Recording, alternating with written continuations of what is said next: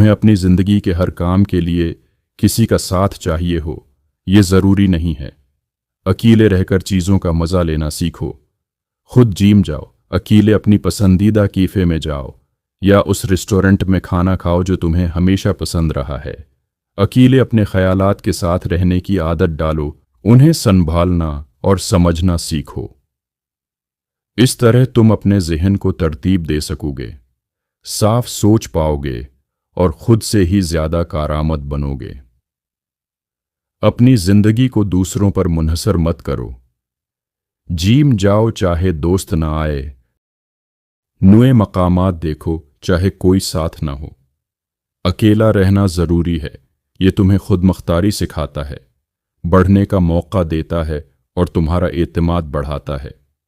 जब तुम अकेले अपने कंफर्ट जोन से बाहर कदम रखते हो तो कीमती तजुर्बात मिलते हैं और अपने बारे में बहुत कुछ जानने का मौका मिलता है। लिहाजा ये कदम उठाओ। अकेला होना तन्हाई नहीं है, ये ताकत है।